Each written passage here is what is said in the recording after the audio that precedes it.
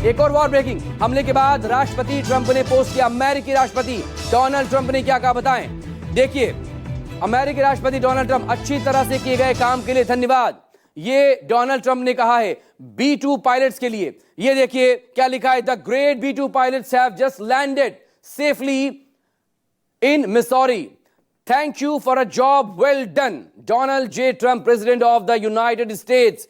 ये देखें, the great B-2 pilots have just landed safely, यह भी कल उनकी तरफ से कहा गया था उस वक्त में जब उन्होंने ये बताया था कि कैसे 3 जगहों पर अमेरिकी B-2 बॉम्बर्स ने अटैक किया और बहुत सेफली वो ईरान के एयर स्पेस से बाहर भी निकल गए। अब सेफली ये तमाम B-2 बॉम्बर्स लैंड हो चुके हैं, एक बार फिर से अपने बेस पर पहुंच चुके हैं। वॉर ब्रेकिंग देखिए न्यूज़ 24 पर, हमले के बाद राष्ट्रपति ट्रंप की तरफ से बड़ा दावा किया गया, शासन परिवर्तन शब्द का उपयोग करना सही नहीं, ईरानी शासन ईरान को महान बनाने में असमर्थ है और अगर आप ईरान को महान नहीं बना सकते हैं तो फिर regime is unable to make Iran great again.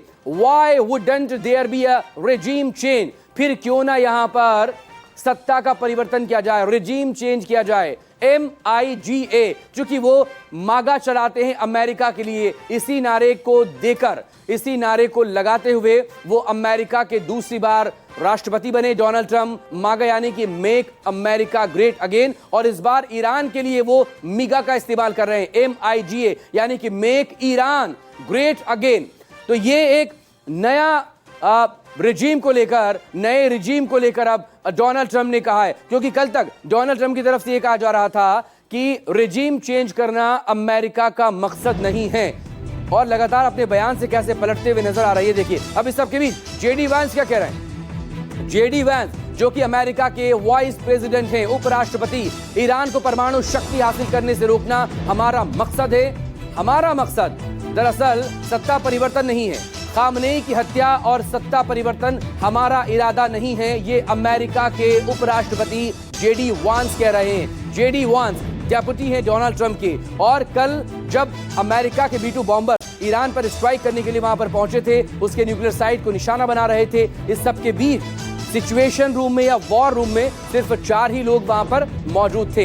एक प्रेसिडेंट डोनाल्ड ट्रंप, दूसरे जिनकी तस्वीर इस वक्त आप देख रहे हैं उपराष्ट्रपति वाइस प्रेसिडेंट JD वांस, तीसरे मार्को रूबियो और चौथे डिफेंस सेक्रेटरी। ये 4 लोग कल वहां पर मौजूद थे। और एक तरफ अमेरिकी राष्ट्रपति डोनाल्ड ट्रंप कह रहे हैं मिगा का नारा लगाते हुए मेक ईरान ग्रेट अगेन, और उनके डेप्यूटी, उनके वाइस प्रेसिडेंट कह रहे हैं कि हमारा मकसद दरअसल खामनेई की हत्या या सत्ता परिवर्तन नहीं है। एक और वॉर को लेकर बताई जा रही है, एक और वॉर ब्रेकिंग, हमले के बाद राष्ट्रपति ट्रंप ने पोस्ट किया, वॉर ब्रेकिंग, महान B-2 पायलट मिसौरी में लैंड हो गए हैं, जहां से सेफली, और वो भी सेफली लैंड हुए।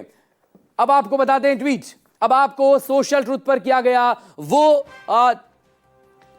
सोशल ट्रुथ पर किया गया वो पोस्ट हम आपको दिखाते हैं जो इस वक्त आपके सामने। क्या लिखा है उन्होंने, अमेरिकी राष्ट्रपति डोनाल्ड ट्रंप ने, the great B-2 pilots have just landed safely, यानी कि B-2 पायलट जो हैं वो अभी अभी लैंड कर चुके हैं सुरक्षित है पूरी तरह से मिसौरी में, और उन्होंने थैंक यू कहा, यहां पर thank you for a job well done.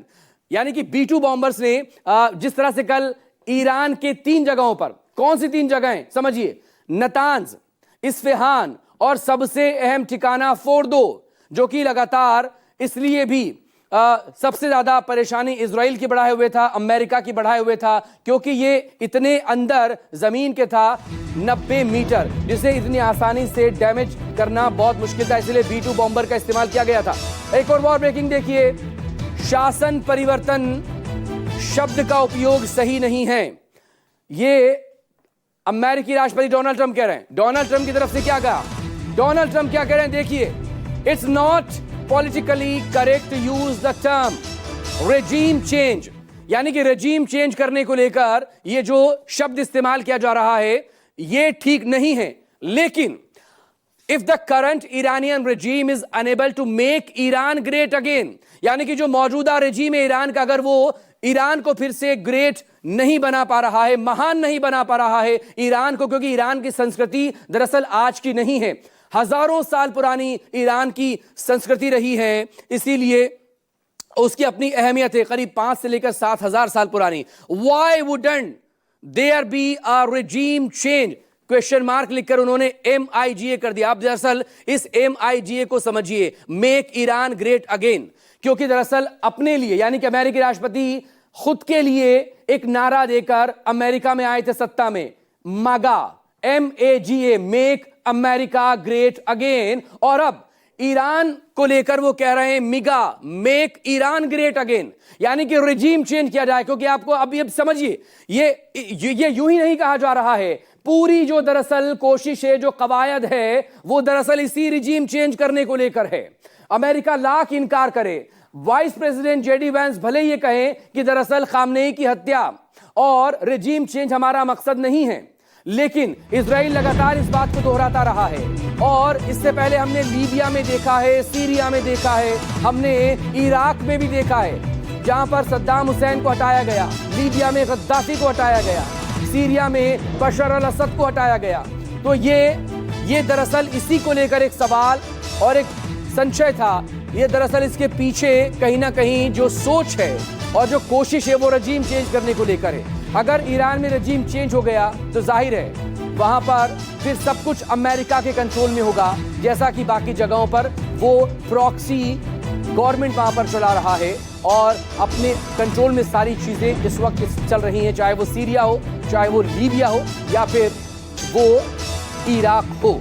अब सवाल इसको लेकर JD वैंस क्या कह रहे हैं? JD वैंस कह रहे हैं कि ईरान को परमाणु शक्ति हासिल करने से रोकना हमारा मकसद है, खामनेई की हत्या और सत्ता परिवर्तन, रिजीम चेंज करना हमारा मकसद नहीं है।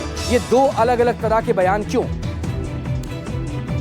और ये दो अलग अलग तरह के बयान खुद अमेरिकी शासन या अमेरिकी सरकार में इसलिए नजर आ रहे हैं क्योंकि 24 घंटे पहले तक खुद अमेरिका और डोनाल्ड ट्रंप ये कह रहे थे कि हम रिजीम चेंज करना हमारा मकसद नहीं है, लेकिन अब वो मेक ईरान ग्रेट अगेन का नारा लगा रहे हैं। इस सबके बीच एक और हमले के बाद फोर्डो न्यूक्लियर साइट की तस्वीरें आ रही हैं, सैटेलाइट तस्वीरों में भारी तबाही नजर आ रही है। वॉर ब्रेकिंग देखिए आप जरा, क्योंकि दरअसल इन्हीं तस्वीरों को लेकर इंतजार किया जा रहा था कि इन्हीं तस्वीरों को लेकर दरअसल इंतजार किया जा रहा था कि इस अटैक में अमेरिका ने जो B-2 बॉम्बर का इस्तेमाल किया है फोर्डो साइट को नुकसान पहुंचाने के लिए, क्या उसका कोई असर हुआ है या नहीं हुआ है। लेकिन ये जो सैटेलाइट तस्वीरें हैं बहुत क्लियर नहीं है, लेकिन फिर भी इसमें समझ सकते हैं आप कि फोर्डो का ये जो पूरा रास्ता इस वक्त यहां पर गुजर रहा है। ये देखें, ये जो इलाका है, ये पूरी तरह से ये कैसे वहां पर डैमेज नजर आ रहा है। यह सैटेलाइट तस्वीरों में साफ दिखाई दे रहा है कि जब B-2 बॉम्बर्स यहां पर पहुंचे अटैक करने के लिए, तो फोर्डो दरअसल जमीन के पहाड़ के नीचे था और पहाड़ के नीचे भी 90 मीटर अंदर, और B-2 बॉम्बर्स ने यहां पर बैक टू बैक जिस तरह से यहां पर अपना फुल कैपेसिटी के साथ यहां पर GBU-57 गिराया है। 13,600 किलोग्राम का वजन होता है GBU-57 में, आप अंदाजा लगा सकते हैं 13,600 किलो का GBU-57, और वो एक या दो नहीं बल्कि 7 से लेकर 8 यहां पर एक साथ यहां पर गिराए गए हैं। और उसके बाद जो तबाही, जो एक्सप्लोजन हुआ है, उससे फोर्डो को खासा नुकसान पहुंचा है। ये जो सैटेलाइट इमेजेस हैं, ये जो सैटेलाइट तस्वीर इस वक्त आप देख पा रहे हैं, ये साफ यहां पर दिखा रही है। ये देखिए वो रास्ता जिसके बारे हम कल लगातार आपको ब्रीफिंग दे रहे थे कि कैसे 19 और 20 जून को यहां पर बड़ी तादाद में ट्रक आ रहे थे। खैर, तो ये वो रास्ता भी आप यहां से देख सकते हैं फोर्डो न्यूक्लियर साइट पर आने का, और ये जो इलाका है ये इसको टारगेट यहां पर किया गया था। हालांकि दूसरी तरफ एक स्ट्रक्चर आपको यहां पर जरूर नजर आएगा, लेकिन ये पूरा जो इलाका है ये दरअसल नो एंट्री जोन है। अगर कोई यहां पर जाने की कोशिश भी करता था, क्योंकि यहां पर ईरान को पता है कि कैसे मोसाद के एजेंट्स उसकी जासूसी कर रहे हैं, नुकसान पहुंचा लिया, प्रोहिबिटेड एरिया था, क्योंकि इस तरह से वीडियोस भी लगातार वक्त पर सामने आते रहे इससे पहले कि कोई भी अगर इस इलाके से गुजरने की कोशिश कर रहा है घूमने के मकसद से या किसी भी मकसद से, तो फौरन उसे वहां पर जो सिक्योरिटी ऑफिशियल्स होते थे उसे कैप्चर कर लेते थे। बहरहाल, ये जो सैटेलाइट इमेजेस इस वक्त आप देख पा रहे हैं, ये सैटेलाइट इमेजेस ये अब जारी की गई हैं फोर्डो पर हुए इस अटैक के बाद, और ये सब कुछ यहां पर क्लियर कर रहा है। ये न्यूक्लियर साइट की नई तस्वीरें दरअसल बता रही हैं कि कैसे जब फोर्डो पर अटैक यहां पर किया गया, तो ये धमाका आप देखिए, ये धमाका, ये तस्वीरें ये पूरी तरह से डैमेज यहां पर हुआ है इस फोर्दो को।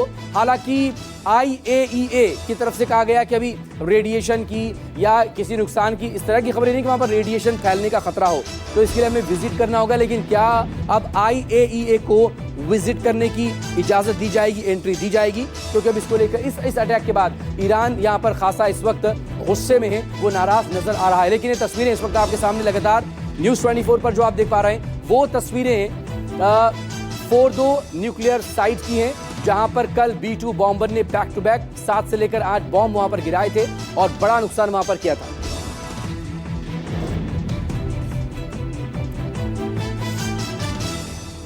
और बड़ी खबर समझिए, बड़ी खबर अब सैटेलाइट इमेजेस आ चुकी हैं और ये सैटेलाइट इमेजेस दिखा रही हैं कि दरअसल हो क्या रहा है।